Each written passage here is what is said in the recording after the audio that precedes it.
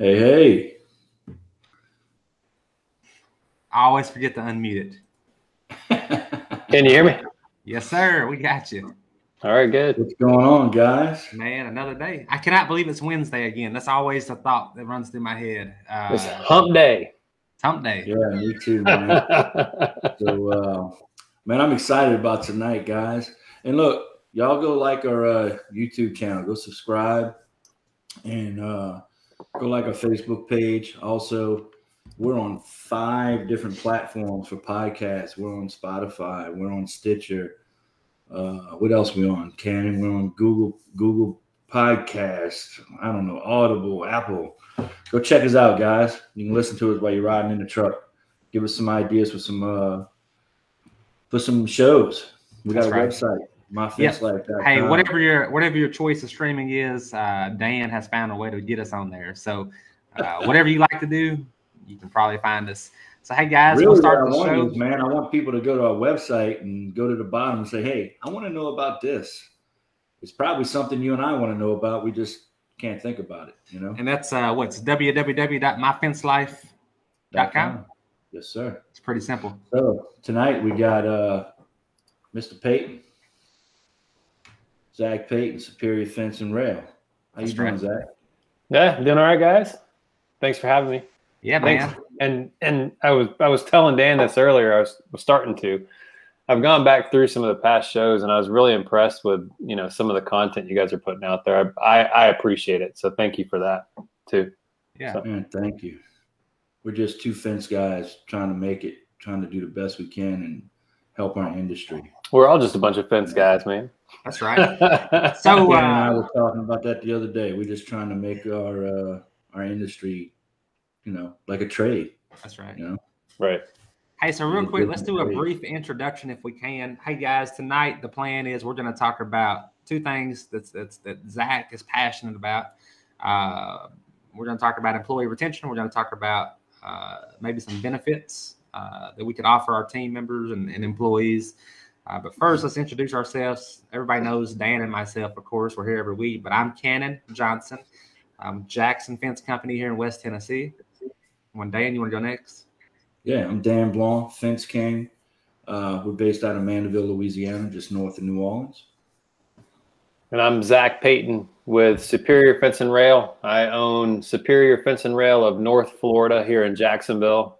And then I am the co-founder of our franchising company. We have, I had to look it up. We have 31 locations open, and we got 5 in the pipeline coming soon. So, wow, sweet, man. That's a whole lot, dude. That's a lot of people to offer a lot of benefits to. So but I mean, let me ask you guys. I mean, do you guys offer benefits? And if you do, what is it? We had this line in our handbook that says it's not just the paycheck. There's more. So benefits is like a wide range of things. So, yeah. From paid time off to health insurance to 401k. So what do you guys have for benefits? I'll tell you a unique one that we have here at Jackson Fence, and I like it. So every year we pay for a hunting lease, okay? And if you work here and you have a TWR, Tennessee State game license, you can hunt and fish on this piece of property. It's about 280 acres. Okay. It's hunt land, but it's something that I enjoy doing. And a few years ago, it was when we were much smaller. We're still very small, but when it was just 3 or 4 of us, we all had the same kind of commonalities, and we all liked the same things. And hunting and fishing was one of those. And that was a decision that we made then. And it's still a thing today, So, but yeah, that's an oddball one for us, But it's it's something that people like, and it doesn't cost a whole lot of money to pull off. Right. What about you, Dan? Yeah. I think that's my goal. That's on my list, and we're slowly moving forward to that. I talk to my guys about, hey, look, the more efficient we are, the more proficient we are, the more money the company makes, which is going to allow us to do what we need to do to offer you benefits and so forth. But as of right now, I'm pretty embarrassed to say, man, my benefits are hey, we got some T-shirts. We, you know, I mean, I take care of my guys. You know, it's a good logo. You know, I mean, it's fine. Look, and there's nothing to be embarrassed about, right? I mean, it is what it is. I mean, if you have a goal, that's good. You know, if it's on my books, man. It's just, you know, my financial team, my CPA, and my tax attorney are all like, hey, we gotta get over a couple more hurdles, and then we can start focusing on that. So I'm really trying to get my business affairs perfect. So when I enter that, I can do a whole lot of things for my guys, and that's really what I want to do, because I got some real loyal guys that do a great job. Right. Well, and one of the things that we can talk about is like, what's the real cost of offering benefits? You know what I mean? And how can you kind of dip your toe in the water, and just like with anything else and that you do in business, when you're sitting here working on the business and there's this big giant thing like benefits, you're like, oh shit, man, I can't, I can't offer benefits. Well, what can you offer? You know, what's something that's really easy to offer that actually doesn't cost you a whole lot of money? You know what I mean? When you guys want to guess what the easiest thing to offer is, it's actually not that expensive. What's it start with, Zach? Huh? What's it start with?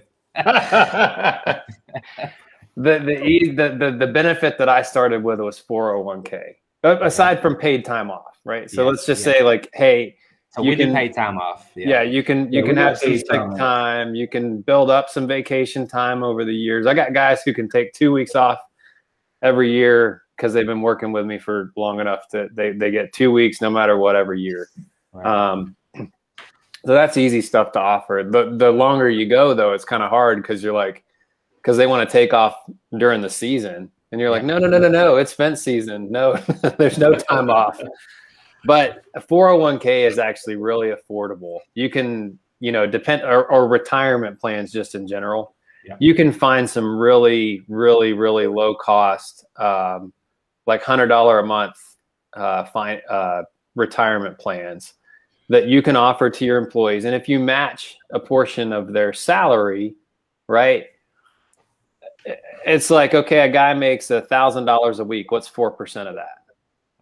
$4, 40 bucks. Hey. So, you know, I mean, if you take a step back and think like, and a lot of guys just like the idea of it, right? Some of it is just the perception of your company. You know what I mean? But I can tell you that 401k is by far the easiest and most affordable thing to offer. So do most of your people take advantage? Hey, you know, I want to say something. I just remembered I do have some incentives that I give my guys. Okay. I got one of my guys. I opened a brokerage account for him.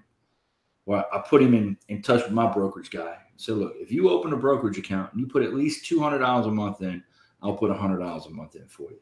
Yeah, so there you go. I started that with him.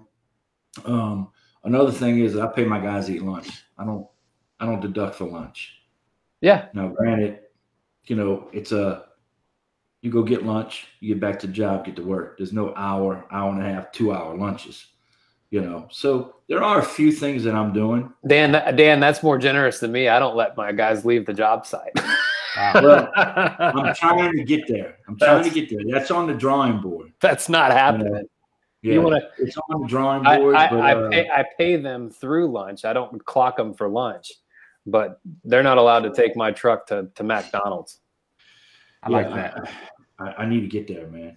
So if they don't bring their lunch that day, they're just call it Uber Eats, I guess. You do that one time and then you don't do it again. Honestly, and I'm, you know, this is not a policy or anything like that. But when I'm out there working, I don't want to eat lunch. Yes. I want to work. I drink. I can't even. I'm sweating so damn much down here in Florida that I don't even have to stop to pee because I'm sweating it all out. You know, but I don't eat lunch all day without peeing. No, they got too much damn work to do. I'm not stopping to eat.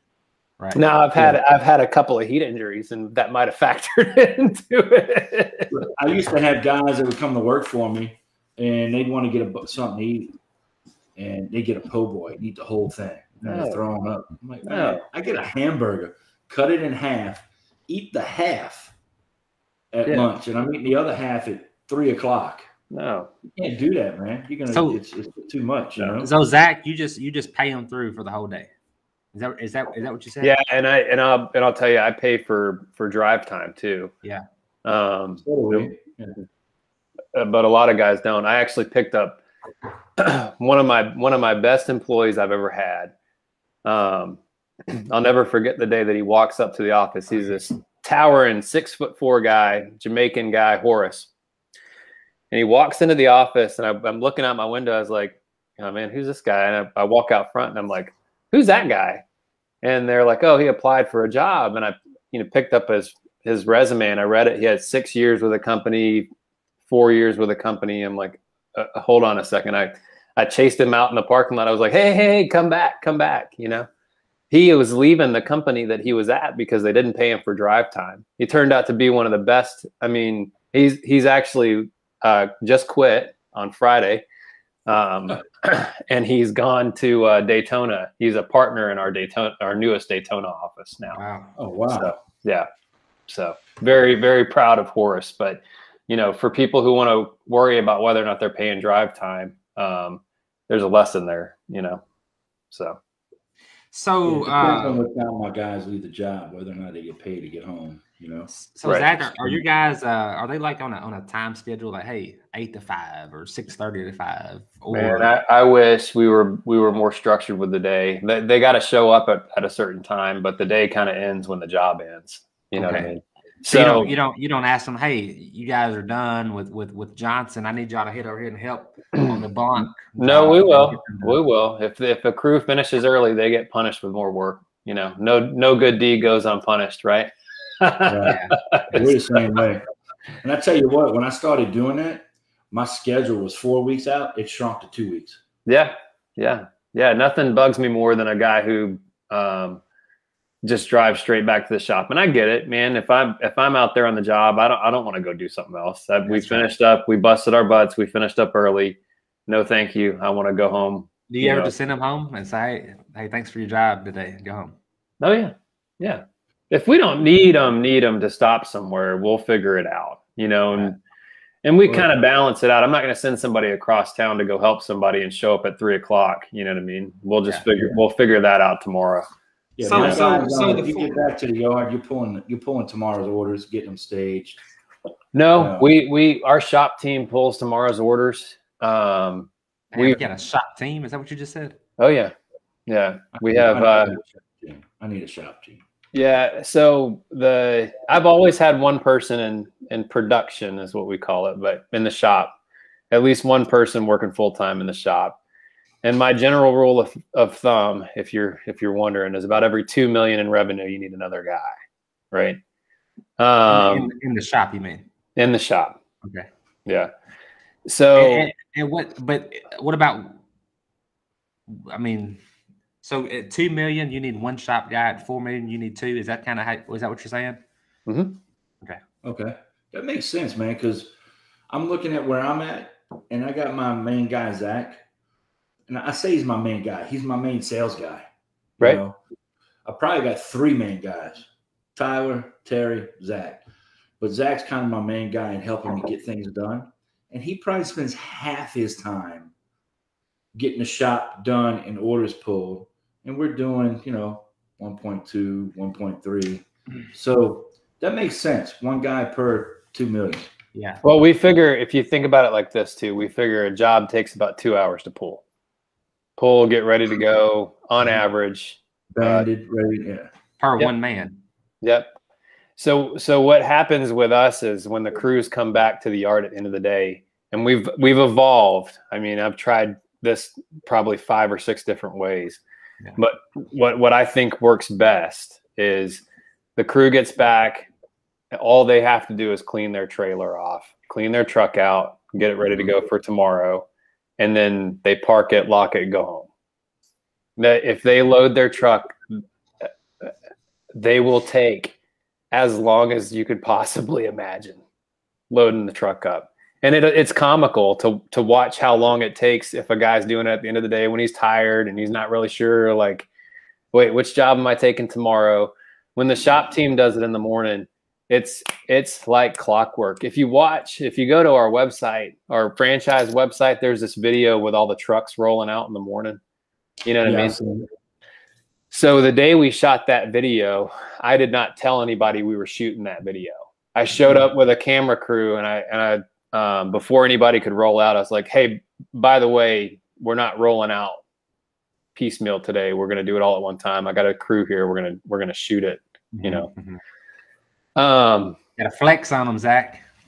But I could, well, yeah, flex. I haven't flexed on people in a while. You know, you got to talk to some guys who've been around for, you know, longer than 6 or 7 years to talk about me flexing on somebody. You got to understand, I came from the Army, right? So in the Army, you could sit back and watch eat popcorn and watch somebody get their ass chewed. It was like at 5 o'clock every day, there was a line of people. I call it the Trail of Tears outside of Major Murray's office. He was my boss, one of my bosses early on in the Army.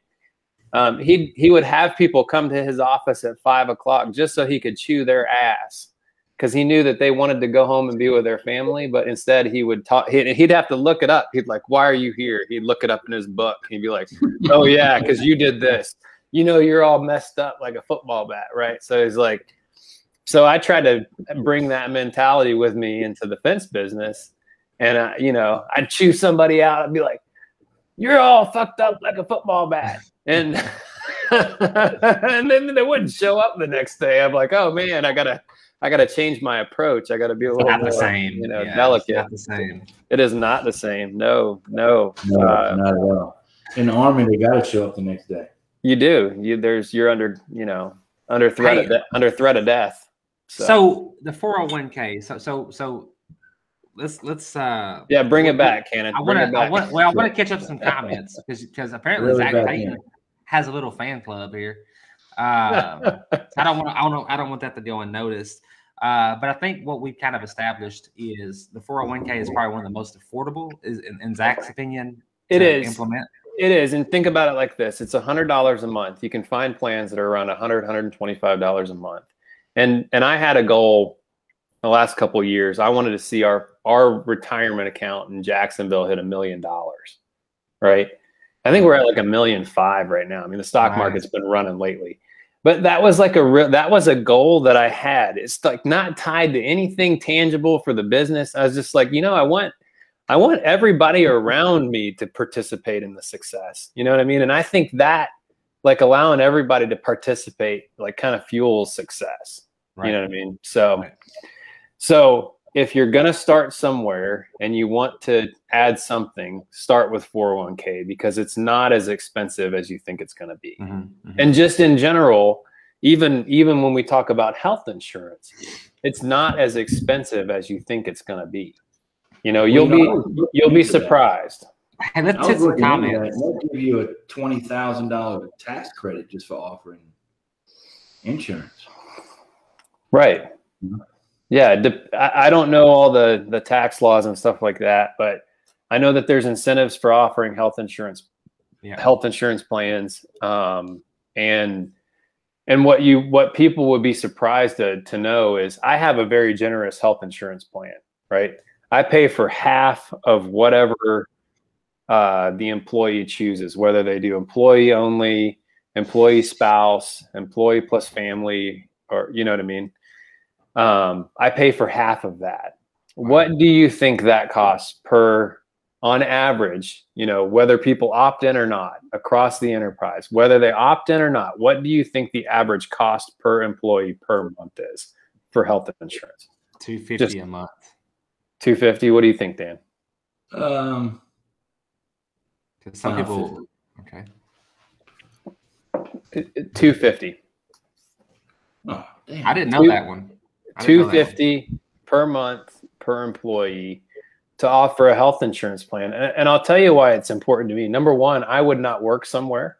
Somewhere that didn't have health insurance benefits.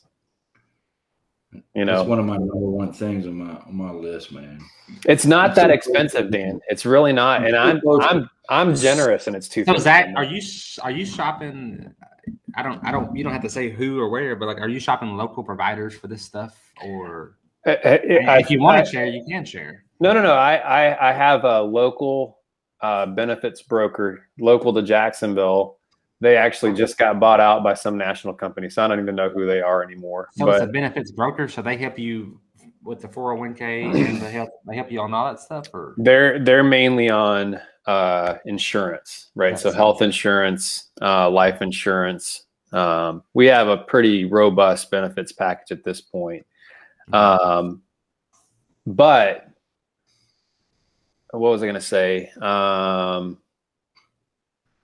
If you're starting out, I thought about this. The AFA has a national benefits broker for health insurance. And you can start there. If you're not a member of the AFA, you probably should be, right? You should be if you're committed to the profession of fencing, and you want to build a business. I think being a part of professional organizations is important. I never got the CFP, but I got the CFC, right? I've sent people to the gate automation schools. So I think that's and I go to Fence Tech every year. I'll be there in February in Dan's backyard. I'll be there. Yeah. In force, right? Hell yeah, I can't wait. I'm pretty excited about it, but yeah, so you can use the AFA, you can go to a local benefits broker. I started with my insurance agent when I did this, and I didn't start this when I was a big company. Just for the record, I started this and went through this when I had less than 10 employees. That's when I started offering health insurance benefits and 401k. So yeah, for the record. No, that's nice. Hey, let's hit some comments. And Zach, you've got some comments here. So the bad thing is we can't directly see the name, so we're going to have to try to figure out who is who. But before we move forward, I just want to say, hey, man, I appreciate you coming on the show and promising to not put a Superior Fence and Rail in the Jackson, Tennessee market. It means a lot to me. Yeah. I can promise you this. If anybody's worried about Superior Fence and Rail coming to town, you should not be. We are not, what I worry about is a low price budget fence option company coming to town. We are not that. We are not. I don't understand why you don't have more fence guys that are running a successful business and say, hey, you know what? I could yoke up with these guys and rock and roll. I know how to run a business. These guys got a business plan that obviously works. Why don't I adapt this? How much money does it take to get started? I talked to you the other day. I was like, why? This is pretty appetizing. I'll be honest with you. I think that I've had the conversation with a few guys, right? And what I think it boils down to is, you've bled on that logo. You bled, like literally bled. Mm-hmm. I've bled. I've had guys pick me up off the ground and carry me back to the truck at the end of the day. Yeah. You know what I mean? Yeah. Because I busted my ass so hard out there putting a fence in the ground. So you'd be surprised at how loyal people are to the brand that they've developed. And I think that that's the main sticking point. I know of one franchising company that has had success recruiting from within the industry that they were in, right? So I've thought about talking to them and kind of figuring out what their strategy is, because there is a huge advantage to taking the model that we have and applying it with someone who knows the industry, who wants to build a business. I see so many people asking so many questions in the forums every single day, like, what's your favorite software? You know what my favorite software is? It's Fence 360. I saw that on a forum today. What's your favorite software? My favorite software is Fence 360 because it's a software program that we developed for our business that has helped people scale to. I'm not kidding. We have a company. We have a franchise in our group that might be an 8-figure business within the first 3 years. Like legitimately, like almost beat me in sales last month. Posted $900,000 in sales last month in 3 years, right? Mm-hmm. So yeah, I'm really interested in talking to people who want to you know, skip the line and figure out like, okay, well, you know, and in this day and age when it, you know, when you look at what our value proposition is as a franchise, you know, buying power is one of them. And you say, okay, buying power. A lot of people think, well, I'll get there eventually. And you'll get there eventually. You can buy like a, you know, $30 million vinyl fence customer. You can buy like that someday. There's really not that big, you know, of a difference. Depending on where you are in the country, there's not that big of a spread there. But you know, there's a whole lot of stuff that we can bring to the table. I would be really excited to talk to people who wanted to, you know, join our team who are already in the industry.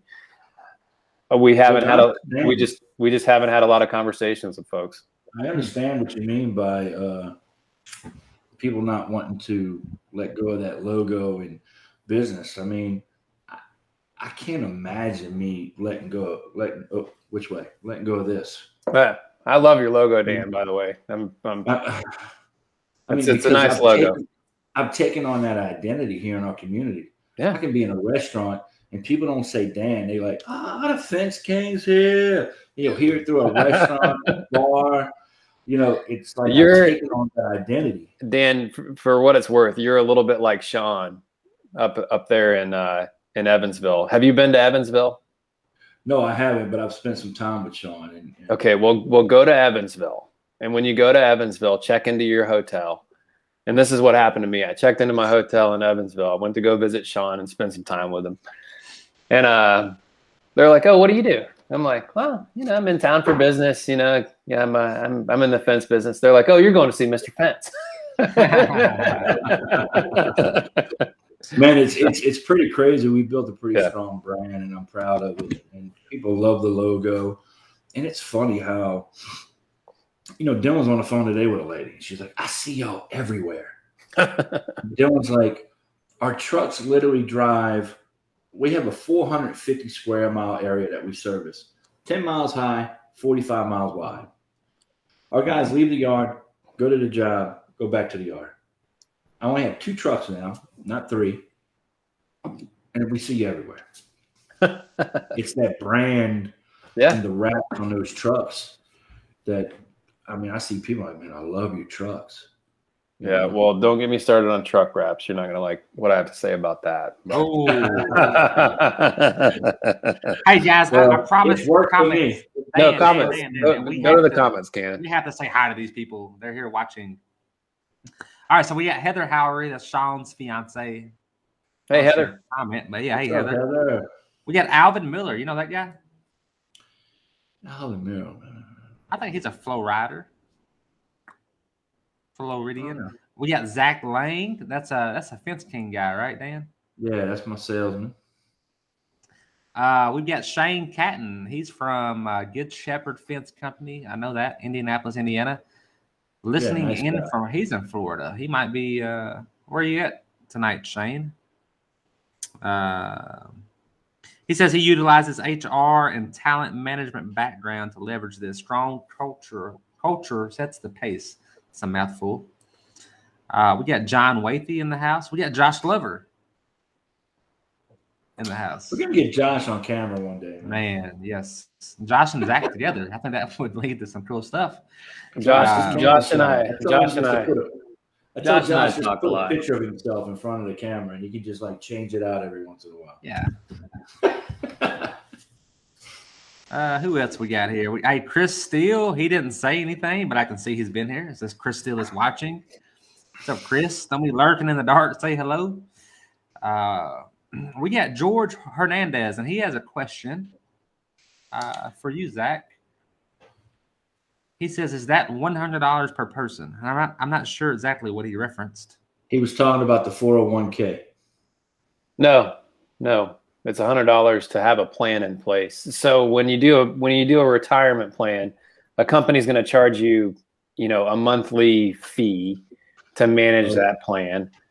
And then if you contribute to the employees, if you match their contributions, right? And there's different ways to match the contributions. People may not know this. You can match 0.5% up to 8%.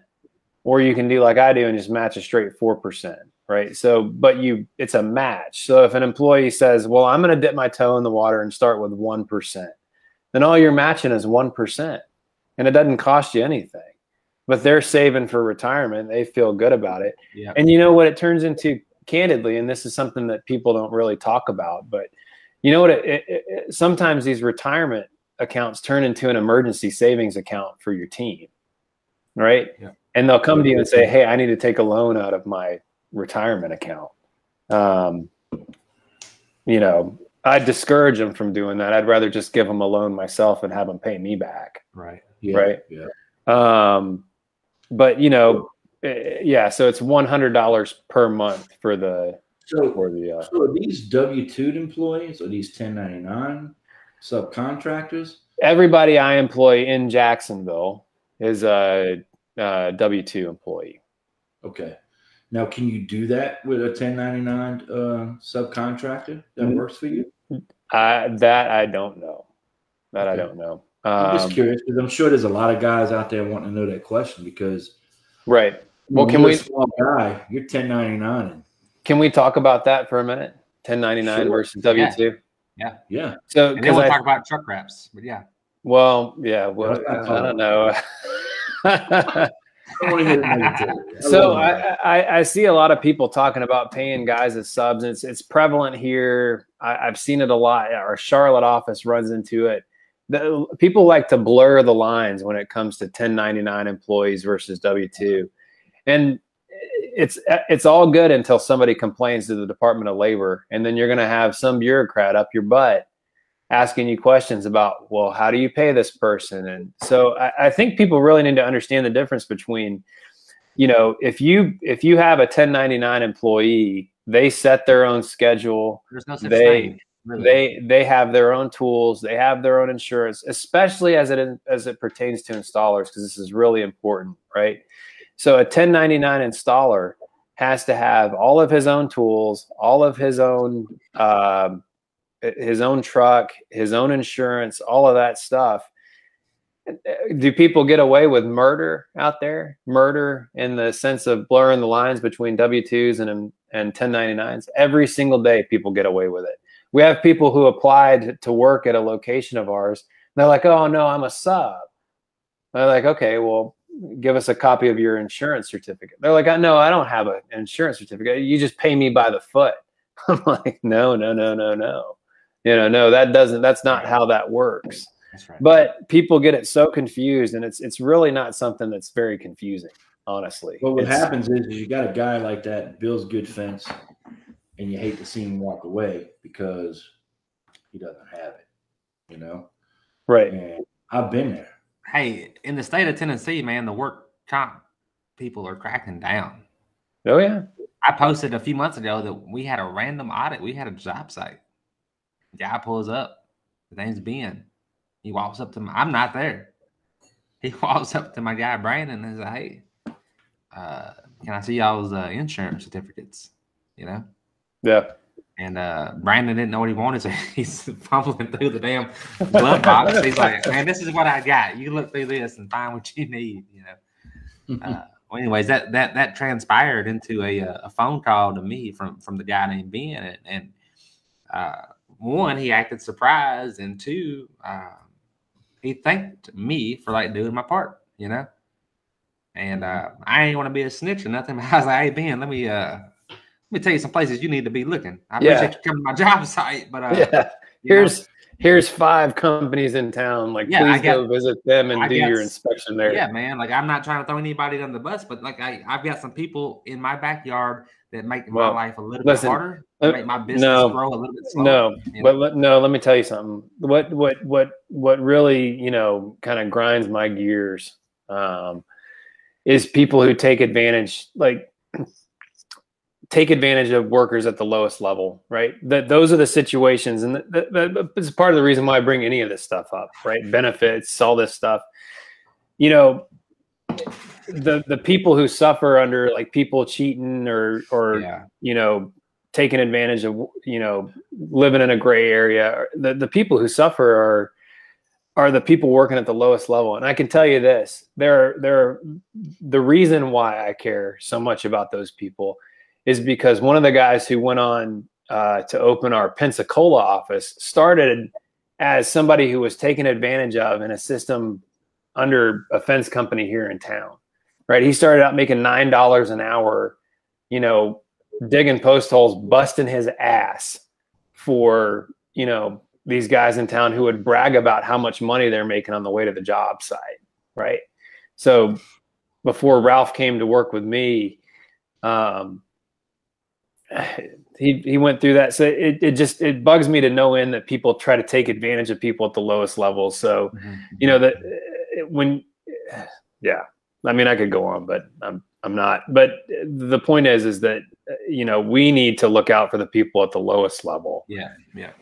You know, the guys who are just starting out, who are digging the holes, who are showing up, working their butts off every single day. It's easy. It's really easy to spend all day long complaining about the 20% of people who cause you all the problems, right?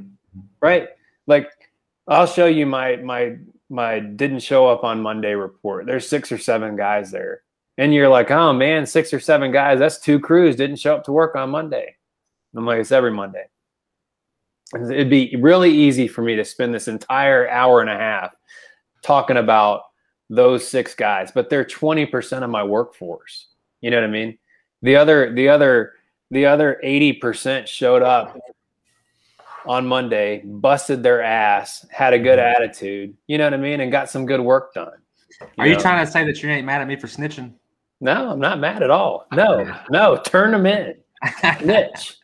No, the people who are really nefarious. It's real shitty, taking man. Advantage it's bad people. for the industry. Yeah. No, it's bad. It's bad for everybody. It's bad for customers. It's bad for the consumer. And a consumer that has a bad experience with that guy is going to tell 10 people, and it's going to mess you up on an estimate because they're going to be like, hey man, I don't trust contractors. That's right. You know, 1000%. Hey, look, Chris Steele, he did chime in. He says, we set up health insurance, and I was shocked at how affordable it really is. It's obviously a step, but not as bad as I thought. That's cool. We also have Scott Jarrett right below him. He says, Scott Jarrett, I don't know, Zach, you know who Scott is? He's Digger Specialties. He's a sales rep for Diggers. Okay. Product I got a truckload of diggers yesterday, man. Hey, a whole truck. Like, dude, it was like I hit the gold at the end of the rainbow when that truck of aluminum. Yes. Yeah. I heard Digger makes a good product. It's the best. It's the absolute best. We use other products at times, but it's the absolute best, and I'm proud to be a dealer. So, hey, Scott says, with the younger generation, do you feel that paid vacations are maybe more important to them than 401k and possibly health insurance? You know, there's a lot of talk about younger generations and, you know, different approaches. I don't know how much I buy into any of that. You know, paid time off, sure. Yeah. I mean, paid vacations are good, and it's an important piece of the puzzle. You know, it's hard to just lump the younger generation into this whole pool of people and say, okay, well, I got it all figured out, and this is the most important thing. I think that's the important part of offering a benefits package, because you don't know what's going to be important to someone. You know, a guy with a young family, no, paid vacation is not more important. No. There's a 23-year-old with 2 kids. And no, paid vacations is not more important to that guy. He's going to show up. He's going to bust his ass for you. He wants his kids to have health insurance.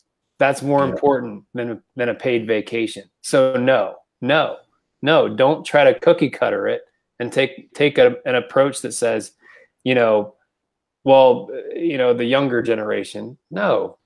And by offering health insurance, you're going to attract the guys who have a couple of kids, because they're going to, you know what those guys want to do? Have to show up to work every day. Exactly. That's what I was just about to say. Those guys are showing up to work tomorrow because they got to put food on the table, man. They're not messing around. He laughs whenever I do a job interview. I'm like, so, are you married? You got a girlfriend? You got kids? Do you live at home? Those are all anti-HR questions. Yeah. My HR is not on the call. I'm not gonna confirm or deny anything there. Yeah. You know? Those are all the things I ask, and Yeah. my son's like, why? I'm like, those guys have to show up every day. Yeah, they got to show up to work. They're Mom not. and daddy's not paying the electric bill. Mom and daddy's not buying groceries. I got a guy that works for me, and he shows up. He's a great worker. He shows up, but he doesn't show up. Well, he's living there with his girlfriend at her mom and daddy's house, and So, but the guys who had their own apartments, their own cars, their own car notes, car insurance, they're there every day. They're showing up every day with a smile. I didn't realize that was an HR issue. Hey, so this is a Kelvin, edit this portion of the video. Hey, here's a friend of mine. He says we have a couple of guys. We pay them cash. We really want to change over to W-2 team members. What's the best way to go about that? Just I mean, at the end of the day, you have to decide that you're going to go legit with this thing, right? Like you're going to go legit. Like you can run a side hustle. You can run, you can be a grain of sand at the beach or a needle in the haystack, right? And you could slide by for a long, long time, and nobody will ever figure it out. And you can pay people cash under the table, do whatever you want to do. But at the end of the day, if you're going to go legit, you just need to just do it. Like take the Band-Aid off, and stop wondering like how long you have to quote unquote, just get your name out there by selling jobs as cheap as you possibly can. Like stop doing that. Go build up a little bit of a cash reserve so you're not, you're confident you have enough money to cover yourself going into it, and then flip the switch. Go sign up with ADP, sign up with Paychecks, any of the payroll providers that are out there. I can tell you, I can run payroll whatever day of the week I want to, whatever time I want to. I've used ADP for a long, long time. And it's not anywhere near as expensive as you think. Intuit has a payroll solution for those of you who are using QuickBooks. I'm sure Xero, if you're on Xero for accounting, they have some sort of, whatever payroll solution you want to go find. Go find a payroll solution, put your guys on payroll, put them on direct deposit, and just rip the Band-Aid off, and then see what happens. You know what I mean? Like, can you afford to actually pay payroll taxes? And the wage. In those guys' defense, they're just starting out. I mean, I was there. Just starting out. Hey, man, you want to come work for me? I'll give you $150 for the day. Whatever the case might be. Remember at the beginning, I said, this is for guys who want to build a business, right? This is for guys who want to build a business. If you want to have a job, you're climbing. And as long as you're climbing. And I'm like, okay, I'm reaching for the next run. All right, I conquered that. I'm reaching, and because I'm still there. What you don't want is to worry about doing something illegal while you're trying to climb that ladder. You know what I mean? So just eliminate as much of it as possible. Rip the Band-Aid off and go on and do it right. And this particular guy, like, I'm not gonna say his name because, he shouldn't be doing this. But hey, listen.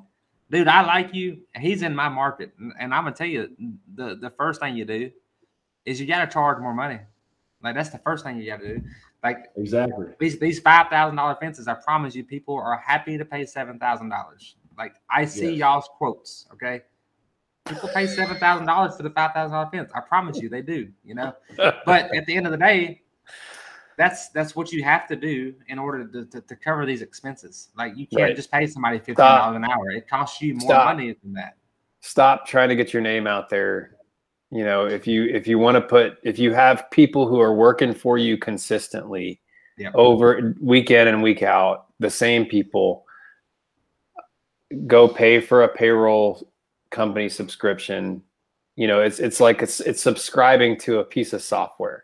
Literally, my payroll software expense falls under my software subscriptions because that's all it is it's a piece of software that allows you to enter in the number of hours that person worked at this wage, and then it pays it. And then when you run payroll, it deducts out the amount of money that you need to pay that person after taxes. It deducts the payroll taxes out of your account and any other deductions that you have to take out. And then once you do that, you know what it costs. Then go back to the drawing board and say, hey, listen, we can't charge this for a fence anymore. We have to charge this, you know? Right. Hey, I see the comment on using subs. Pull that up. You find out real quick how much you can't charge for a fence. And hey, when you do it, you got a CPA going, hey, Dan, you owe, you know, $7,000 in payroll taxes. And you're like, I can't pay that. Well, you need to charge more. Man, listen, we got people every day that thinks we're trying to take advantage of them because there's so many other people around us that just aren't running a correct business, you know. And my response to these people, I don't say this to them, but like, man, if you saw how hard I had to work, you would realize I'm not overcharging anybody, you know. Like, look, we had that problem today. Dylan priced a job against one of our competitors who's doing everything he can to beat the system. I know he is. And he's like, dude, we're X amount of dollars a foot. And they're like $5 a foot cheaper. And we don't price by the foot, but we did some math. And, you know, I was like, hey, pull the gates out of that. Do this. Let's see what our per foot price is to compare to the quote that we just got from a customer. And I'm like, no wonder they're booked for 8 weeks. No wonder, you know what I mean? All they're doing is they're just building a checking account. When you build a business, you'll always have a checking account. But when you build a checking account, you're not going to have a business. Right. And that's all they're doing. These guys have been doing this for 30 years. 30 years. I can't explain it. We run up against it every single day. And if you can imagine, you know, I've got I'll be right back, guys. I got to take care of something. I've got 9 guys out there having that conversation every single day. You know what I mean? In Jacksonville. So I don't know. But the comment here is, what's everyone's opinion on using subs? I'm all for subcontract labor, right? I had a guy who worked with me for I want to say 6 years when I got started. He was a subcontractor. When he first started, he was my only crew, right? And then, like 6 or 7 years later, he looked around the table. We're having our install meeting every Wednesday, and I had 5, you know, employee crews around him. So he went to flipping houses or doing something else when the economy turned around. But I'm all for using subs. Just use them correctly. You know what I mean? What works is you don't set their schedule. You say, hey, when are you going to be available to install my jobs? Right? When are you going to be available to install my jobs? Okay, with your truck, with your tools, with your insurance, right? And what's important, and what people don't understand, and they'll catch it at an audit, right? Is that if a person who's a quote unquote sub for you doesn't have workers' comp insurance, and this varies by state, so check your local laws here. Right.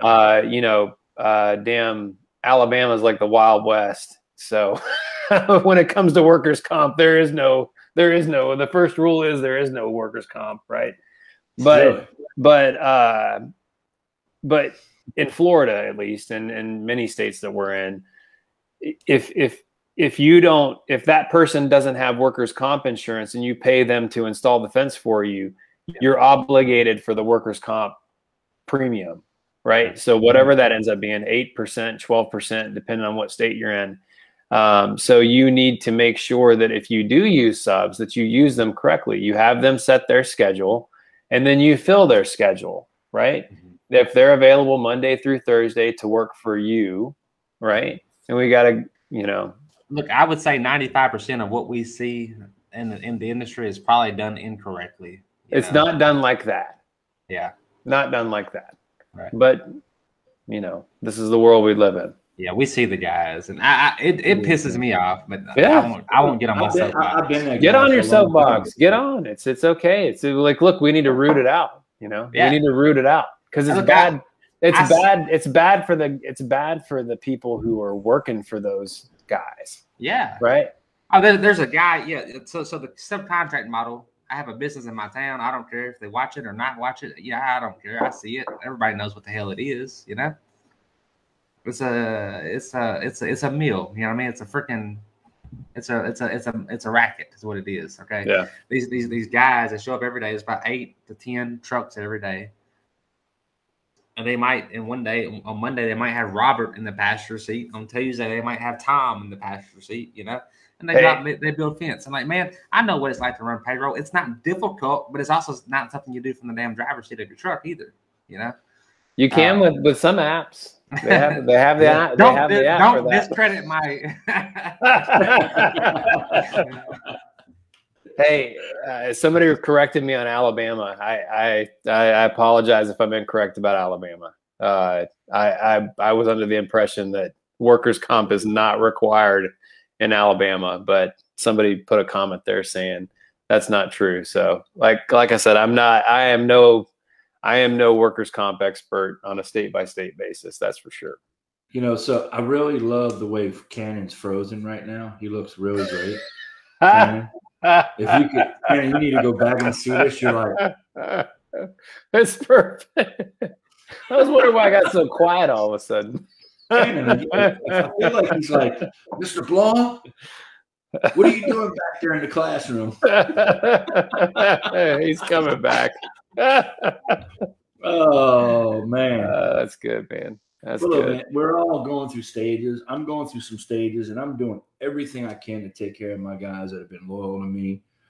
But look, you know, when we were talking about benefits, I know these aren't benefits, but when I have guys that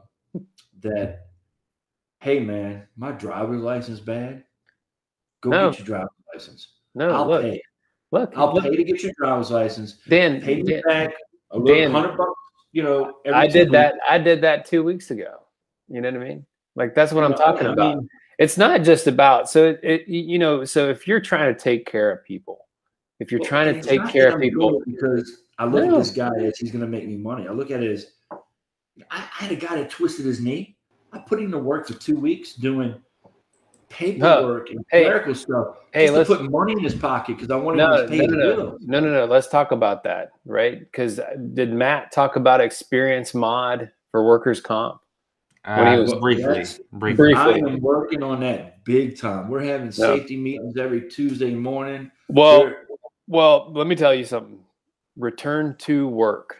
Return to work. If you are building a business around employees, one of the things you need to learn right now, if you're watching this, write it down, take a note, return to work policy, right? Start it tomorrow. Find it online, Google return to work policy, start it tomorrow. If you have W-2 employees that are working for you in the field and you're worried about your workers' comp insurance rates, right? You know, a lot of people don't understand how workers' comp insurance rates are calculated, but let me tell you something. What you do not want to have hit your workers' comp rates is a lost wages claim. Yeah. So return them to work. So if somebody gets hurt, they have got to come to work. I don't care what they do. They can. I do care what they do. I found somebody sleeping in my conference room, and I sent them home. I said, you're not gonna sit here and sleep. You got to watch the safety videos. You got to pack screws for aluminum fence. You got to do whatever you got to do, but you will work 80% of the hours that you normally work. But return people to work because that has a dramatic impact on your mod. That's what I did with Terry, man. He twisted his knee. He was out 3.5 weeks. Yeah, I'm sitting in the office and I'm like, Dylan, can you imagine not working for almost a month? Imagine what Terry's doing right now. We got to do something. I called him up. I'm like, hey, Terry, can you walk? Yeah, I can get around. I got a knee brace on. I'll get your ass to the office. Yeah. Go to the yard, straighten the shelves, make an inventory list. Make an inventory list of the yard. Make a list of everything that needs to be on a truck every day. Everything needs to be on a trailer every day. Everything we do when we get to the job. Midday video, end of day. I had him doing all this just to keep him working. Yeah. I got a guy cut the tip of his finger off. I don't know if I told you about that, Cannon. I had a guy cut the tip of his finger off with a skill saw. You know what? I paid him every day, so I didn't have a loss on my workman's comp. Yeah. It was cheaper for me to pay him. So we'll do math, right? You can do math real quick. Get the math involved. Don't ask me. I don't. No. Spot while I go with the 10% of 4,000 or whatever. Yeah, you got it though. He's 40 was the answer. So here, look. Here's math, right? So my mod in, we'll call it 2014.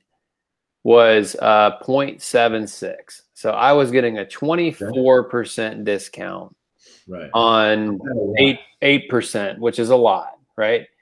Okay. So we hire a guy, we make some exceptions because he seemed like a good guy, and we hire him to work with us. And within 90 days, he had a workers' comp claim. He threw out his shoulder. It was ultimately determined not to be work-related, right? But we allowed him to miss time, right? We allowed him to miss time. He had $30,000 in missed time, let's say. So what did that cost me?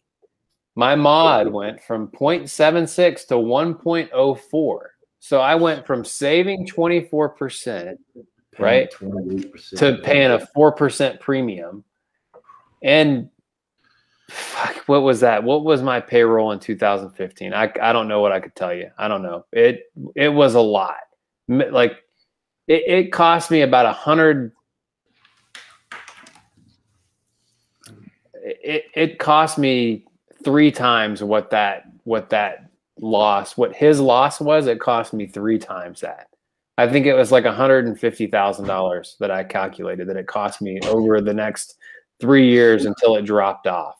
That's why I fired my insurance agent because when it happened, he was like, he didn't counsel me correctly. You know, he didn't go above and beyond and be like, hey man, I don't care what's wrong with this guy. Put him back to work. Put him back to work no matter what. Like, let me tell you what's going to happen if you don't. He didn't do that. So I fired, and it was a friend of mine. I've actually felt really bad about it, you know? Well, when my guys put that truck on the interstate, you know, I was on the phone. I had a 3-way, 4-way CPA. I'm real funny about that. My CPA, my tax attorney, and my insurance agent, we're all in the same loop. Everybody knows what everybody's doing. Right. We had a conference call. My guys are still sitting on the side of the road. The truck's tires are still spinning. The records haven't even showed up yet. What do I do? Now, it wasn't that I was trying to cover my ass. It's I was trying to cover my ass and make sure my guys did the right thing and the proper thing was done. Right. And hey, you pay these guys. You don't want a loss. Right. It's going to cost you 4 or 5 times that. Right. So I paid him. I finally get through that, and Terry twisted his knee the day after. Thankfully, that wasn't work related, so he wasn't at work. Thankfully, but I felt bad. I mean, this is a guy I call on a Saturday afternoon. Hey Terry, we really need to get this done, man. Monday's going to be crazy. I will take care of it on Sunday for you, boss. No problem. Yeah. Look, I need to take care of this guy. Look, then the guy cut his finger off. I'm paying him. He's on light duty. I'm sticking him as a helper. Hey, go help these guys build these gates on this job today. Just don't give him the saw. Give him the tape measure or something. Yeah. Whatever. But look, man, that mod rate, when I started in the Army, we would put like red tape on somebody's uniform as a marker. Like, don't give that guy the saw. Yeah, just give him the dumb end of the tape measure.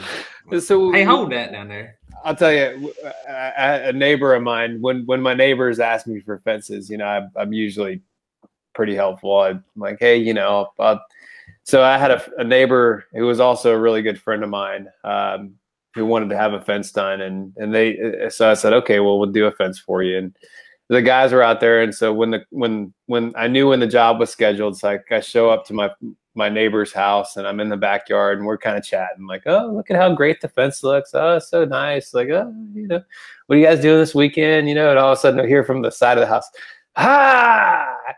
this guy had been ripping what was he doing? He was cutting a 2x4 or something. And man, he flapped his leg open, like flapped it open, like ran that circular like against his thigh. I'm telling you, man, I looked at it, I go over there. I'm like, of course I'm on the job. So I'm looking at that. It was something out of a movie, man. Like it. No, I don't know. Maybe it was corded. I don't know. Corded, who knows? Cordless, man. It's hard to cut yourself on them suckers. When you let go of that trigger, it stops. I don't know what it was, but man, it was pretty gnarly. So yeah, no, take the saw away from that guy. You put his ass to work the next day, didn't you? Of course. I'm telling you, man, you got to be on your deathbed. But look, the thing is like, for whatever reason, if you miss an hour of work, they think that like there's some huge liability and your mod goes crazy. Literally, we had a guy who got paid like $800 from the insurance company for missing a day or something like that, or having a 1% disability. And it was going to cost me $14,000 a year. I'm like, no. I was like, hey, are you like, go back and talk to your doctor? Like, no.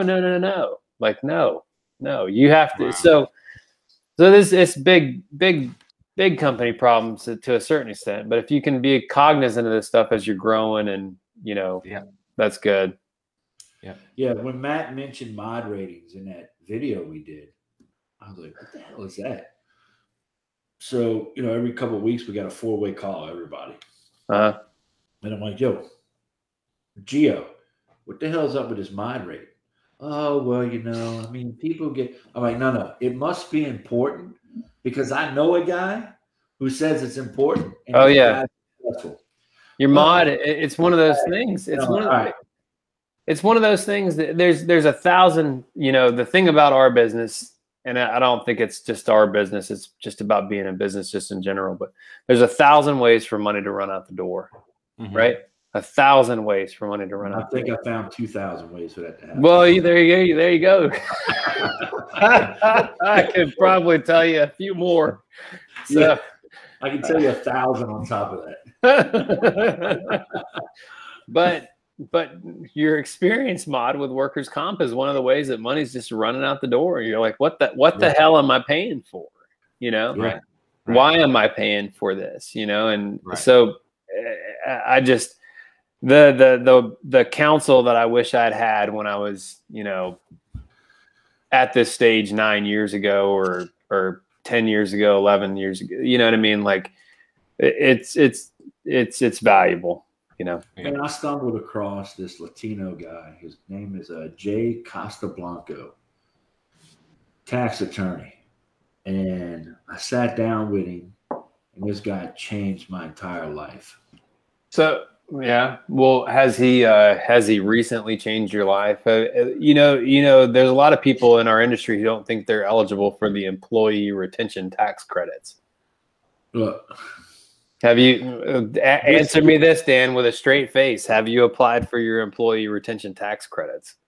I don't know. I need to ask. You need to. Okay, make a note. Because I might have, and I don't, because that portion of my business is on cruise control. Oh, that's good. That's good. It's good for it to be on. I got hit up by this guy through my benefits broker. The folks who crafted. I don't know about this, Zach. Employee retention tax credit. Is that money I can get for free? Is that like the PPP? Yes. Sign me up. Is it SBA.gov or where do I go? Send me an email. I'll hook you up. Send me an email. Say, hey. I just applied for the EIDL yesterday. Okay. That's good. Yeah. That's good. Josh That's Glover good. got me. Look, He's like, hey man, look. I texted him. I said, hey, is this a good idea? He called. The He said, get your EIDL, computer. Let's do it right Look, now. Look, there's no, and this is being serious, guys. So that, you know, don't mistake me here. There is, you know, you have access to some capital through these government relief programs that is absolutely 100% necessary.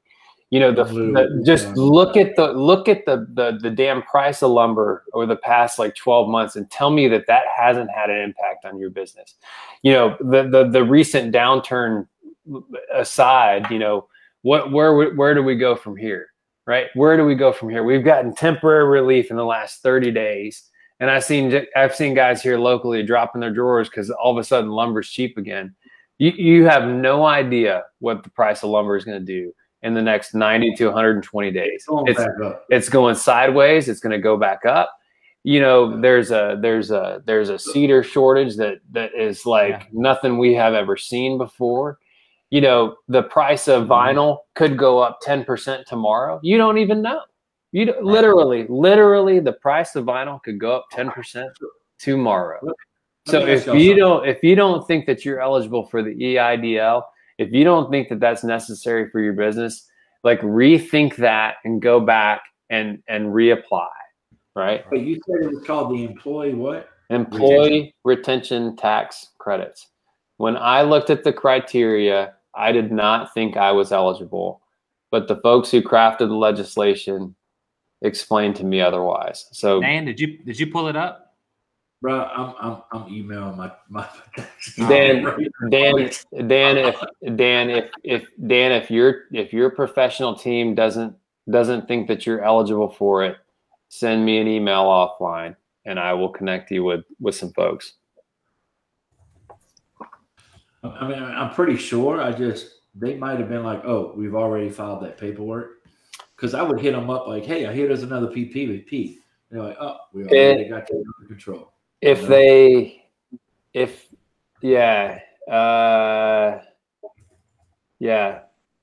Our last accountant said, yeah. So Josh, you need to hit me up. What did Josh say? Our last accountant said we couldn't get it. Our current CPA explained the interpretation on the impact of the supply chain. So there is for the employee retention tax credit. This is a significant benefit if you have a big team, and even if you have a small team. Can I say something real fast? Yeah. If you've been cheating the system doing this 1099 shit, this don't apply to you. You can log out. Now let's go ahead, Zach. Exactly. Sorry.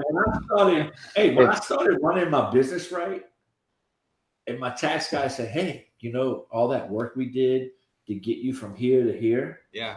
Now we're going to go ahead and get you $60,000 from the government for a PPP. Oh, wait. We got another PPP coming up. We're going to go ahead and get you another $20,000, Dan. You know why?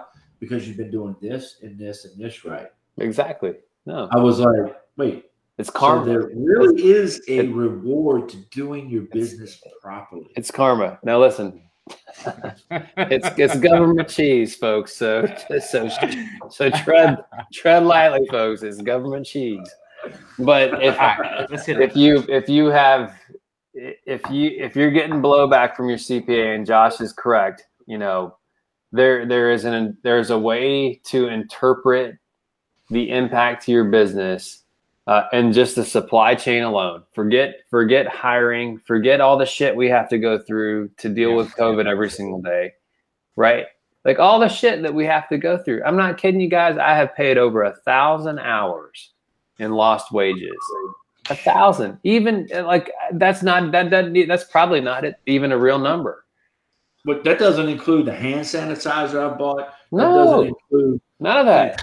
No. So man, we probably paid 1,000 hours just trying to find a fucking cedar picket. You know what I mean? Like, for real, exactly. You know what I mean? Zach, I'm about to rip this shit off my wall. Put it on somebody's fence. Put it on somebody's Yeah.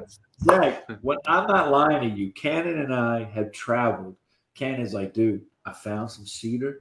It's in this little town. I'm not going to mention the name because it's a Lowe's in the middle of the country. Yeah. Yeah. Like there's no major road to it. There's like a 2-lane highway to get to this load. You get there, and somehow they got an entire truckload of cedar. So guys, explain to me, okay? Because I grew up. Listen, I grew up in the fence world in a pressure treated market. Okay, like cypress is an upgrade. Swamp wood is an upgrade in my area. So explain to me the snobbiness around Western red cedar. So just explain it to me, like I don't know anything about it, but I know enough about it. Well, I don't have access to it personally anymore. I got a yard full of it right now. I just ordered another 4, 8, 12. I ordered another 2,000 boards today. So all right. So Dan, so tell me. So Western red cedar. So Western red cedar is pliable.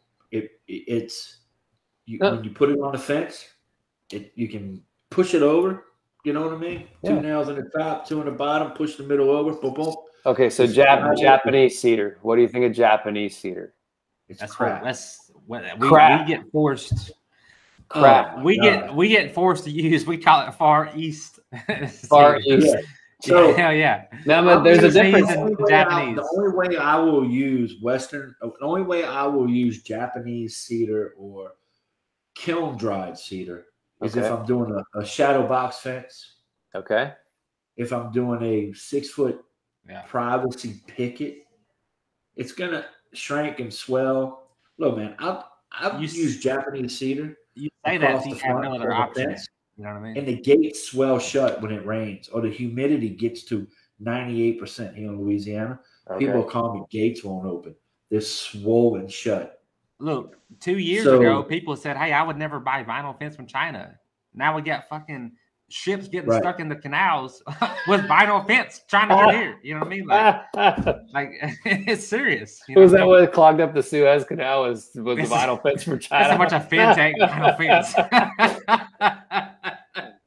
And that's why Stop it. Where's Josh? Where's Josh Glover right now? That's why it costs so much.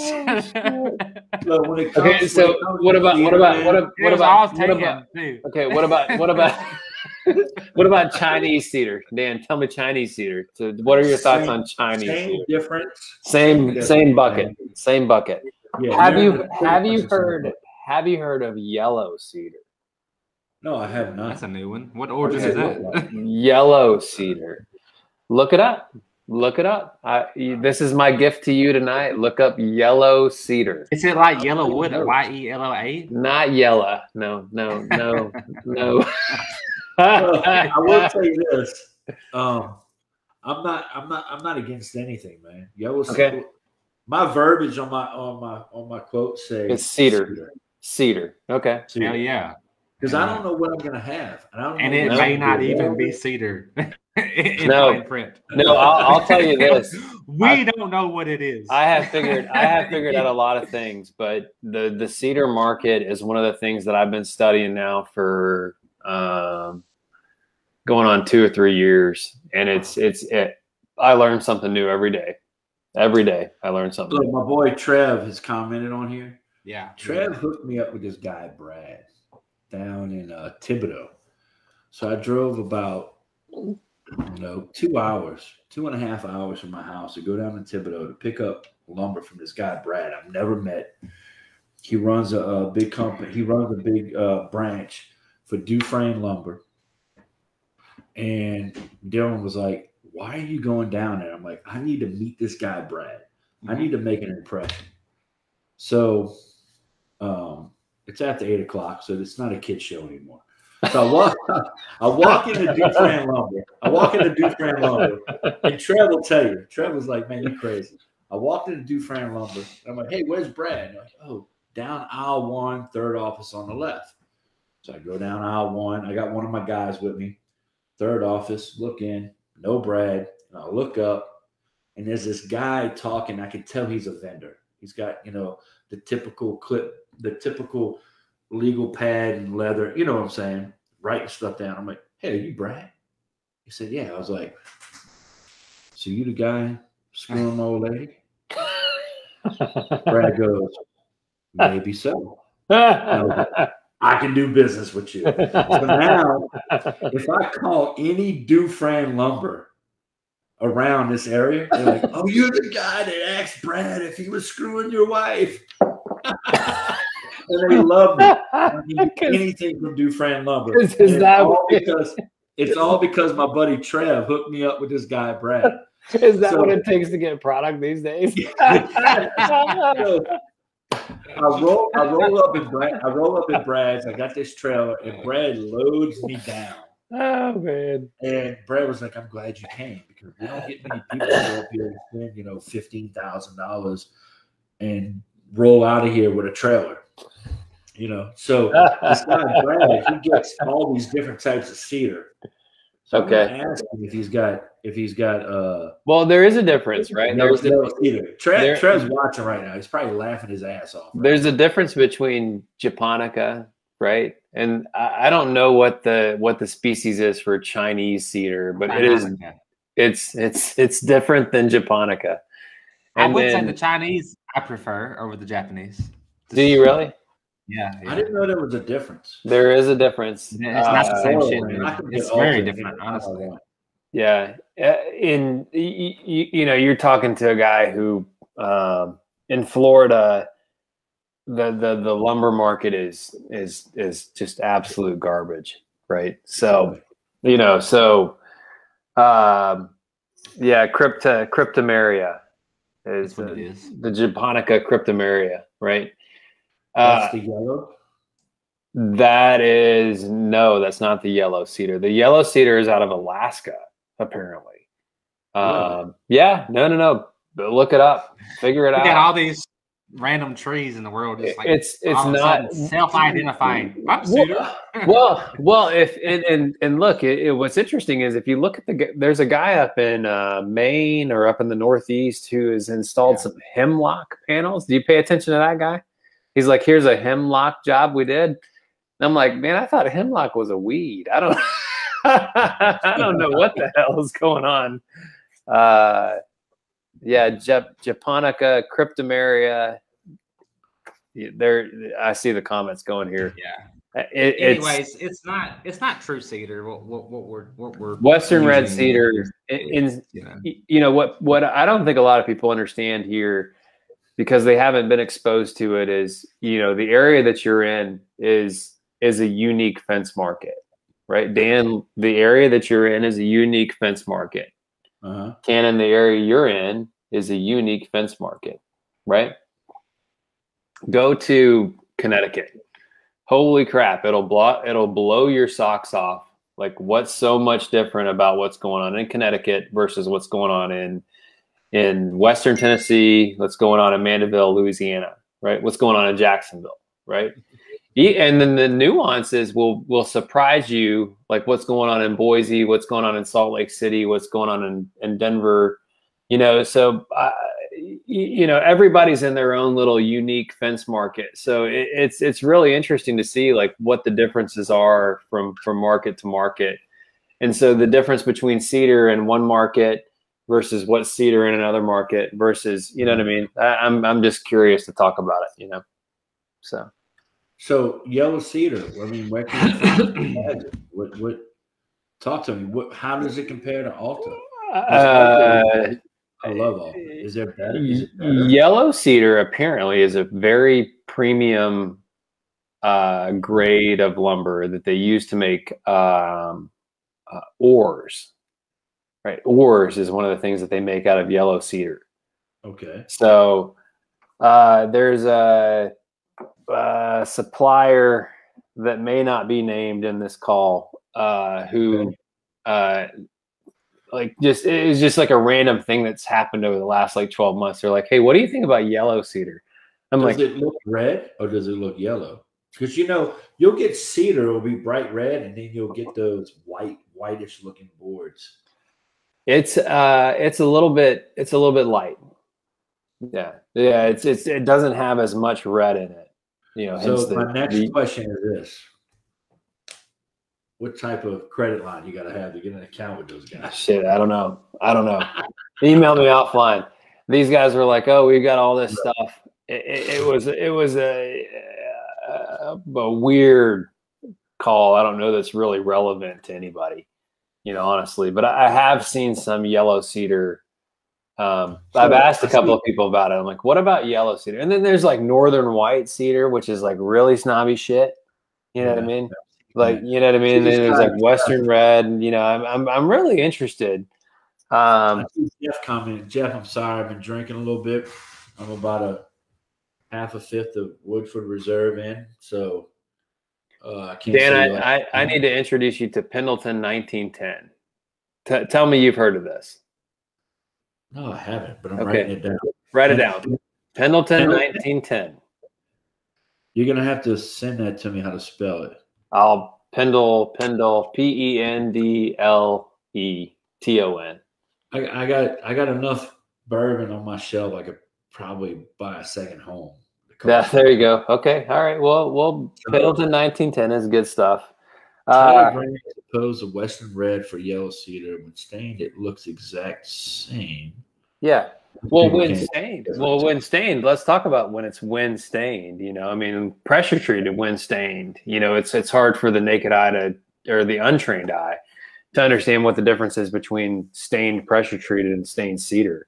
I got a fence in my neighborhood that I installed that is stained pressure treated that looks like a stained cedar fence. So come on with, where's Caleb Roth right now? Right. Dude, my fence is stained mahogany from Stain and Seal, and it's been stained 3 years, and it looks like the day I stained it. Yeah. I literally got on my grass guys the other day, and I'm like, yo, y'all keep hitting my fence, we're going to have problems. Because the tires were rubbing against the fence a little bit, but it looks great, man. I did mahogany, and it was the best I ever did. Yeah. And I can't wait to do the remainder of my fence, but I'm the typical. So do you guys offer stain as a service? No, but my son really, really, really wants to. Okay. And I have my salesman, so I can already offer it. What do you think, Cannon? Cannon, we can't hear you, man. Go ahead and switch your mic. If y'all don't know, sometimes Cannon's mic, he's got to go in and switch out of it back into it. It happens. I'm wondering why Cannon's so quiet in the last 10 Cannon minutes. and I both had the same mic. Are we here? Yeah, you're here. There you go. Right, cool. And for some reason, do I think he does stain? I can tell you this. When Zach got in here, it said Zach Peyton on his thing, and I was like, all right, I'm gonna add Superior Fence, Florida.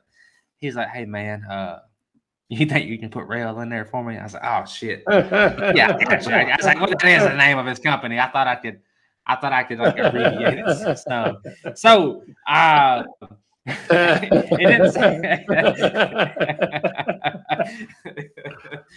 We're gonna wrap this up. This is my last. I'm gonna say Zach probably stains fence. That's my vote. But it should say I have in the past, but I do not currently. Oh really? I'll be right back. No. And when he does, it will say and stain at the end of that, right? No, we don't offer stain. We did. I had a painter who was happy to do it. We had an arrangement. I said, I'll sell at this price. You stain at this price. We'll make money together. He's like, okay, that's good. Ready to go. And then he got too busy for it, and we started having issues. And I said, all right, we're not going to do this anymore. So we stopped offering it. It was never a significant amount of revenue. But Caleb, I've been curious, in a couple of markets that we're in. I'm curious to see if it's something that could get traction. You know what I mean? Man, it's a thing. Like every wood fence needs it. It needs it, sure. Nobody wants to spend that money though. They already spent the money on the fence. They don't want to. Exactly. That's my perception. It's probably wrong. Caleb would be happy to be on here and argue with me about it. Yeah. So Josh said he bets you don't stain. Hey Josh, I just sent you a link, man. I don't know what you got going on tonight, but I'm trying to test your ambition here. Maybe he'll jump on with us. We got room for one more. Josh should jump on right now. Right now. He should jump on. Dude, I got so many questions I want to ask him. What do you want to ask? Wait, who are you talking about? I want to jump off, but if he jumps on, I'll stay a little bit longer.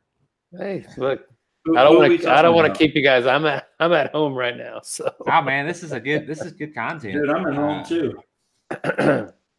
I'm at work. I got Pepper bringing me more ice. Oh, by the way, talking about cedar, this is Eastern red cedar. I don't know if you guys can tell the difference. Eastern red cedar. So tell me about that. So one thing about it, you can smell it. Like it's a lot stronger.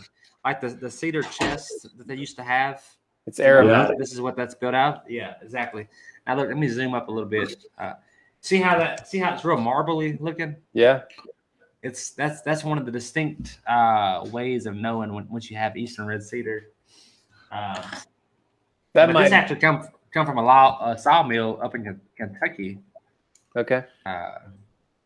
We were short, and guys said, "Hey, I got some. Would you want to try any?" And I ordered 1x6s out of all things. Like I don't know why, but I put it on the wall.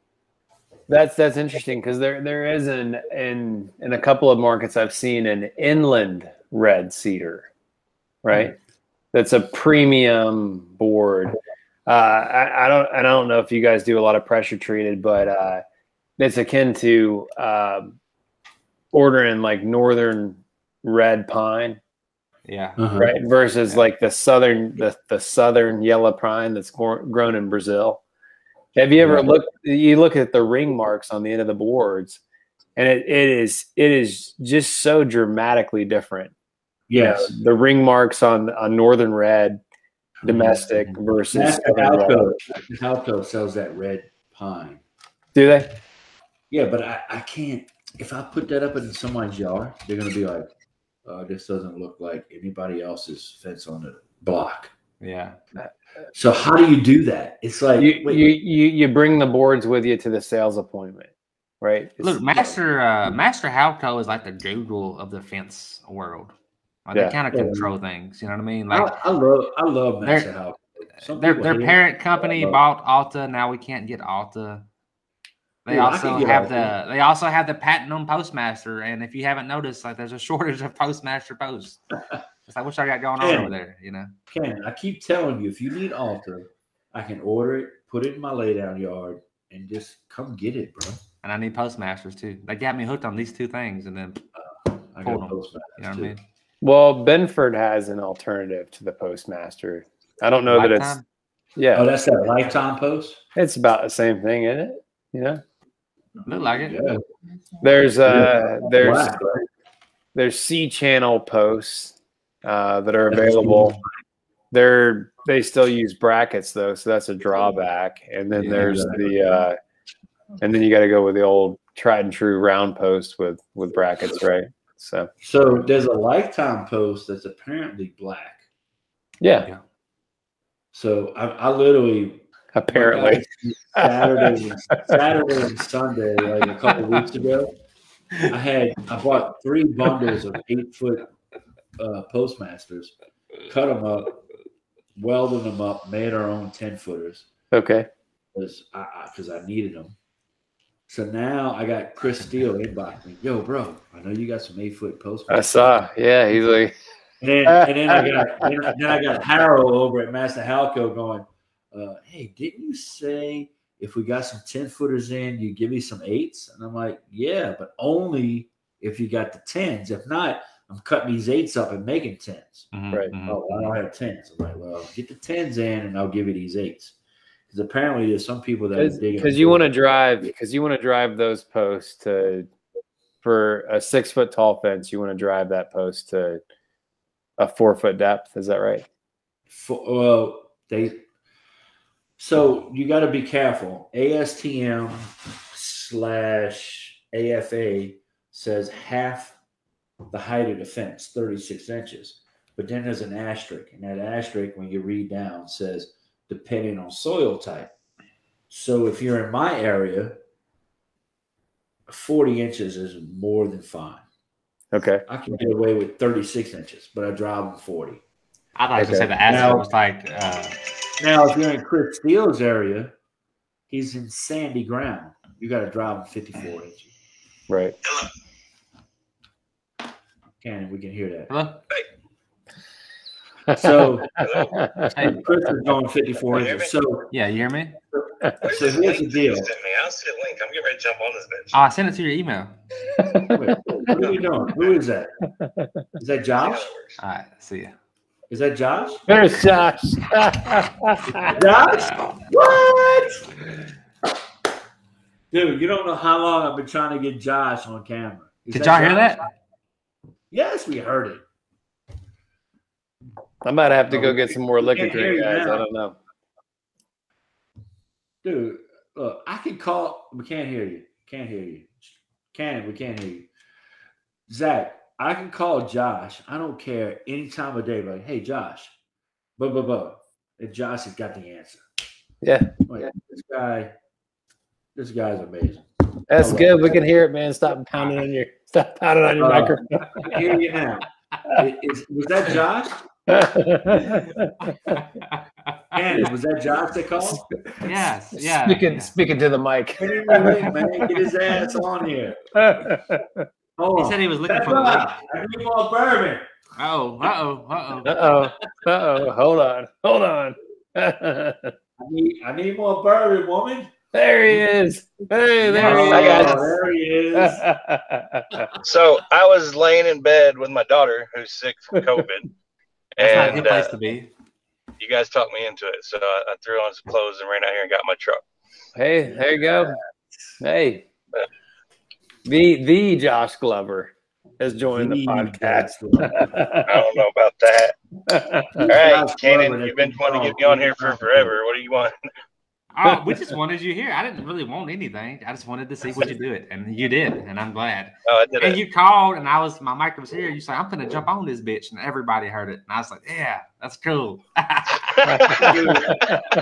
have been in Josh's inbox for months, like coming up with ideas. Like, put a picture of you and your old lady on the day you got married in front of the camera. Just do something. Get online. Josh is a wealth of knowledge. I can hit Josh up at 8 a.m. or 8 p.m. Hey, I got a question. I get calls later than that. And Josh is like, yo, you need to do this, and this. I'm like, oh, yeah. Oh, okay. That's all right. amazing. Well, thank you, Josh. Josh is our. Well, it makes you feel any better. Zach does the same thing to me. So I think I have it all figured out, and I'll talk to Zach for about a good 5 minutes and be like, shit. Oh, really? Josh, no bullshit. I told my son, I'm like, so I think maybe Josh might be defense committee. I don't know. My son, like, I called this guy, and he's like, oh, just word it like this in your contract. Everything's good. And I'm like, just do this. Typing away. Yeah. So Dan actually talked about that. What was it? A couple weeks ago, he was writing his contract, and used to we try to be as specific as possible in the contract. And in the current market conditions, we've switched from being as specific as possible to being as vague as possible. Because at the end of the day, we're going to do a good job anyways. Like whatever the customer wants to be, and is going to be happy, we're going to do. But when you put a lot of specifics in a contract, you're essentially locking yourself to those terms. They're going to bust your balls over. I mean, that's what happened. We used to like the contracts would get used, like almost used against us, I guess, in a sort. So we kind of steered away from that. No product specs, just white fence. No, and Dan had the thread yesterday about, how specific is your contract and are you going to itemize out the cost? Like, no, it's a lump sum contract. Like, no, we don't itemize our estimates. No, thank you. It's a lump sum contract. We're going to deliver this much fence per this diagram, like at this price. Like, no, I don't like how much, what's the labor on cooking the French fries at McDonald's? You know what I mean? What's the labor? There's a labor cost there. What's the labor? How much did the potato cost? Right? How much were the potatoes versus the grease? And then the person putting them into the fryer, like give me the itemized cost of those French fries from McDonald's. Here's the thing: a customer might say they want 10 more feet. Yeah, it falls within what my crew can do within a day, and it's you really you, not you that don't big of you a don't deal. have to justify it. No, it's fine. Well, It is what it is. It's a They lump might sum add 10 more contract. feet in a single gate, which is going to cost me to come back another day. Yeah, I'll tell you this. Somebody was like, "Well, people are savvy, and they're gonna want people to be more transparent." It's like, well, yeah, that's fine, but here's the thing: like when I tell you what my cost of per board is, and you go and compare it to the price of what you can buy it from at Home Depot, you're gonna think that I'm robbing you, right? On my material markup. But that's not the case. That's not the case, When I read that comment, this is what I thought. No, it's a valid comment. Look, take it for what it is. It's somebody's telling you that what your approach is wrong. It's fine. This guy's already at 200 feet, which is already at my day limit. No, now you're going to add another 20 feet. No, it's fine. I'll come back tomorrow. No, it's fine. You got your response was appropriate. We provide a lump sum contract. If we provided an itemized estimate, I would give that to you. But what we're providing to you is a lump sum contract to perform the work. We do not itemize our quotes. No, thank you. That's the problem with the industry. It's okay. It's okay. It's not as prevalent. There's a bias. And this is something you need to think about when you're running your business, right? And something bad happens, right? You have a bias in your mind to give that most recent bad thing that's happened more weight than it should have, right? There's the primacy bias, there's the recency bias. Look up biases in your psychology, right? Don't fall into the trap of bias, right? Don't give more credibility to stuff like that than it should have, right? So if something bad happens, like, okay, somebody didn't show up for work, like that's fine, or a sales rep missed something, like, okay, that's fine. Like, don't give those bad things more bias. Like, don't fall into the bias trap. Like, don't. Hey, Zach. So. Hey man, some weird shit. Like, where did this come from? What are you listening to? What's your like YouTube? There's still podcasts for that, man. It's if you want to know the truth, it's PL 300. It was my what is it? Your junior year in college. That was my psychology class where I learned that. PL 300. I thought he was talking about that little snack. What do they call it? The protein snack. People tell you that no, don't worry about going to college. You won't learn anything in college that's useful. I will tell you that the psychology classes that I took in college were incredibly useful. The computer science classes that I took, the systems engineering classes that I took, those were really useful. And when it comes to bias, right, and understanding like how your mind thinks and how it gives credibility to stuff that happened, like a bad thing that happened recently, that's something important to understand. So we got a comment here. Josh, this is for you. This is Trev from Louisiana. Hi, Trey. He says there's a fine line between a vague contract and detailed contract as far as material goes. Example, having to swap the Japanese cedar because Western red cedar isn't available. What you do when you sold a Western red cedar fence off of the fact of a 15-year lifespan and no twisting, warping, etc. You can really fuck yourself. Sorry. Especially in a state like Louisiana, where the state board of contractors is geared towards protecting the client and not the contractor. Who said that? That was a good question. Well, look, that's a good question. My first, let me touch on that first, Zach. My first response would be, I said to word the contract as vaguely as possible. Now, obviously, if you go out and sell the customer on a product that has a 15-year warranty, you can't downgrade from that. You have to stick to, in that case, Western red cedar. And the other part of that is, in that specific scenario, I can tell you I don't have an answer because we don't sell cedar. I'm on the same board with Zach is. But what I was trying to point out, like, vinyl has been a huge issue in the industry across the board for more than a year now. You can't get it. It's hard to source. Right. And what we ran into was we were selling vinyl jobs that we were going to be installing, 2 to 3 months from there. And we had no idea exactly which vendor was going to supply us with the vinyl first. So instead of quoting them a specific material type or vendor pipe, like if it was a white vinyl privacy fence, we just labeled it as Mr. Fence White Vinyl Privacy.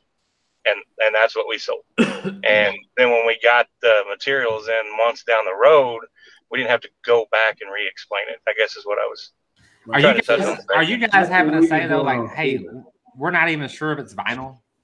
It's similar. That's what we've been doing on Cedar, what Josh just said. We've been quoting it as Fence King Cedar. Oh, you got your own Cedar? Yeah, we sure do. Yeah, and the reason you write it like that is because when it comes back is, who wrote the specs for, the Fence King Cedar? Well, you did. So whatever cedar that you want to install, because at the end of the day, you're the one warrantying it. You're the one that has to stand behind it and make sure it holds up over time. So oh, Fence King's got his own cedar, and I'm like, yeah. Yeah, no, sure you do. That why not, right? There's no problem with that. The thing that you got to understand is in this regard, right? When you're selling cedar fence to a customer and you're not sure how you're going to source it, right?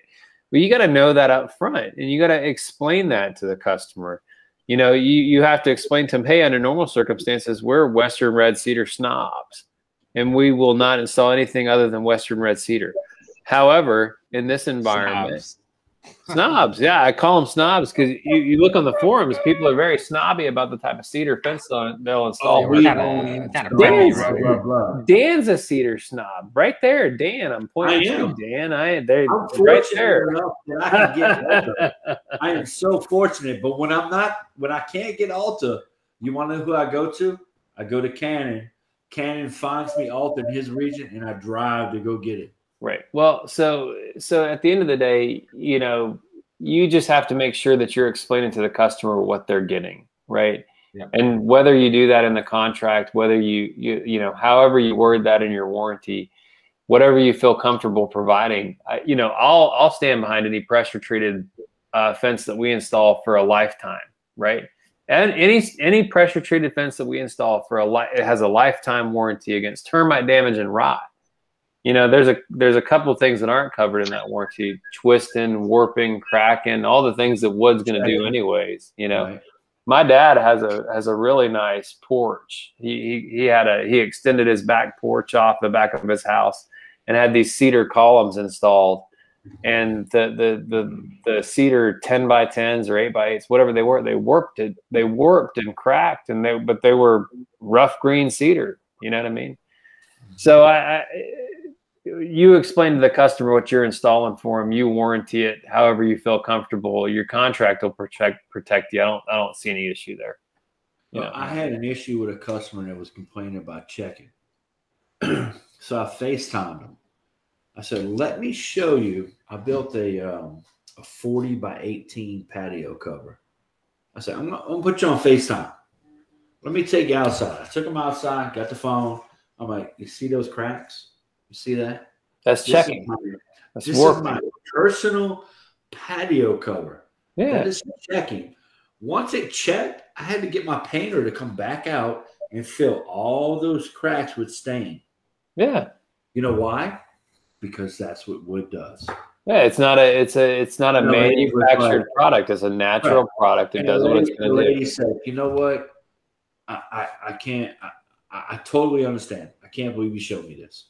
Sure. I have it in my house. Here's what I'll tell you, Dan. When it comes to fence boards cracking and checking and warping, the first one's on us. The first round of replacement is on us. We will have a customer call and complain like, oh man, I got some split boards. And we'll remind them of the warranty that we provided to them during the initial consultation when they signed the contract. But we'll say, hey, you know what though? This first round's on us. We'll replace a few boards for you. What does that cost you? You know what I mean? You go out there and you replace 10 or 15 boards. It costs you $75. They're never happier for you to come out there and replace a few split boards. It doesn't cost you anything. On the street, how I bet that's not all you do, Zach. Oh, when it comes to making customers happy, I don't know. I bet you do. I bet you do the same thing that we do, because we have pretty much the same policy. Yeah. Whereas, Absolutely. you know, when they call back in and say they got a few work orders, we explain to them and say, hey, look, I appreciate it. You know, I want to remind you about your contract and, you know, the wood warranty we have. Yeah. But here's the deal. We'll come out and replace all of them for you for free if you'll leave us a 5-star review on one of these platforms. And then we go and do it. And if they leave us a review, great. If they don't, you know, whatever. No, look. Hey, what about that review? We could talk all night about customer issues, but if it's low cost and it's somebody's fault, maybe it's your fault, maybe it's the customer's fault, maybe it's the product's fault. If it's low cost, just handle it, move on, right? Like handle it, move on. If it's your fault, handle it and move on, right? If you goofed up, your guys set a crooked post, they set the gate wrong, like handle it, move on. If it's not your fault and it's expensive, go to the mats. You know, go to the mats for the customer. Don't be afraid of a bad review. Let them write a bad review. Let them write 4 bad reviews. I got a customer right now who's wrangling back and forth with me on the Better Business Bureau. And my response is every single time she writes a pair of 5 pages about how she wants her fence fixed, my response is, we have made every reasonable effort to resolve the customer's issue, and she has refused our guidance. Like I write a one.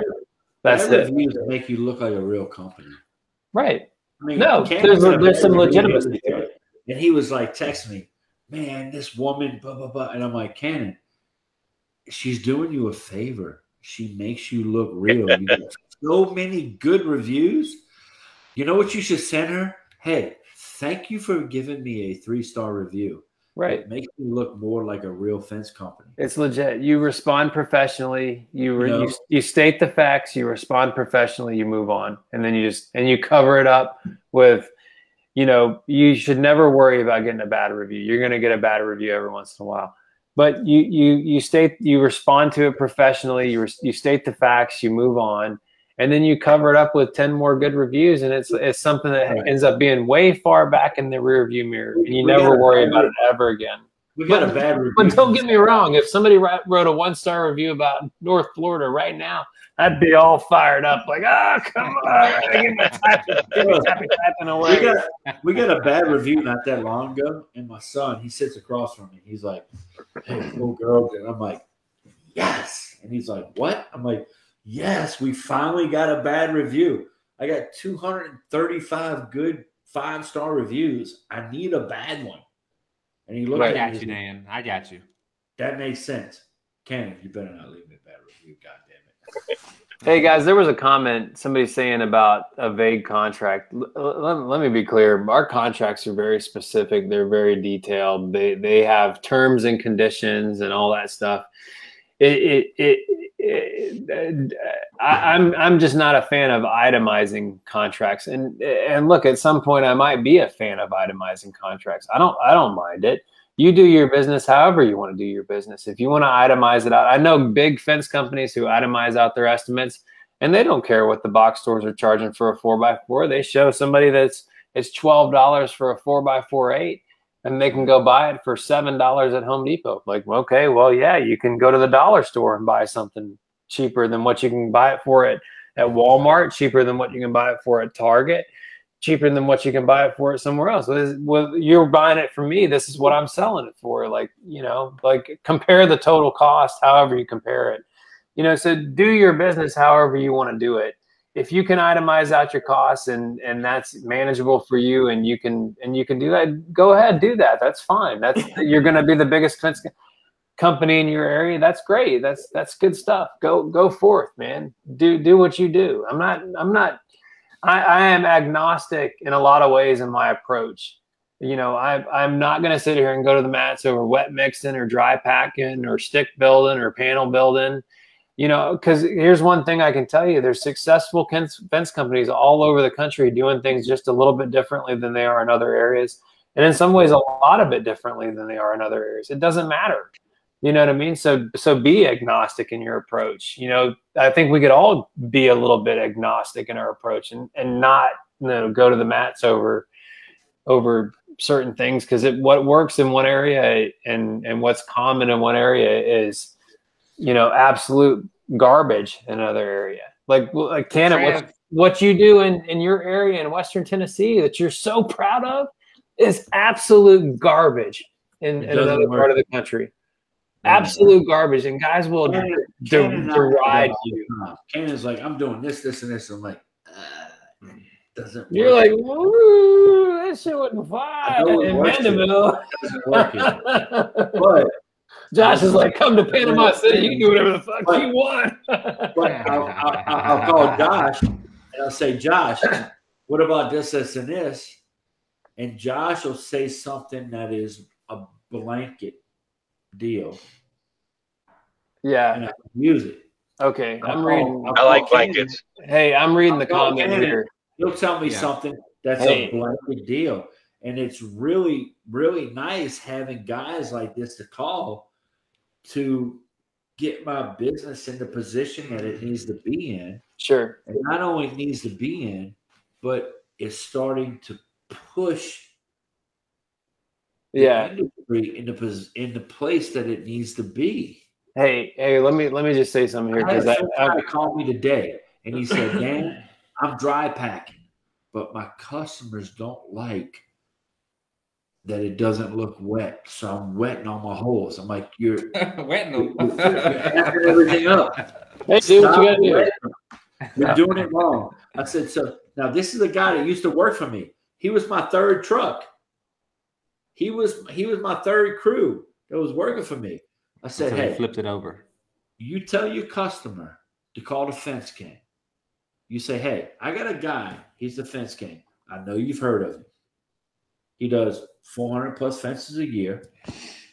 You call him and ask him what he does. Does he wet his holes or does he dry pack them? And I will say, hey, no water on your holes. Yeah. Because I'm trying to make the industry better, and I'm helping a guy that used to work for me. And look, dry pack, wet mix. I've always been a fan of chunky wet mix. Sean showed me the advantages of doing dry pack, and I buy it. He showed me his tests he's done. You know, I'm skeptical. You know, and I've told Sean this. I'm like, well, hey, what about really, really dry climates where the concrete won't set? You know, and he's like, hey, and you know what Sean's response was? Well, let's do a test. You know, he's like, let's do a test. Oh, in 5 years we'll pull the post. I'm like, all right, dude. Well, you know, in 5 years, okay. But hey, let me address the question here. Being transparent on what you're selling. My bugaboo when it comes to sales is, you know, I have very simple, clear guidelines for my sales reps, right?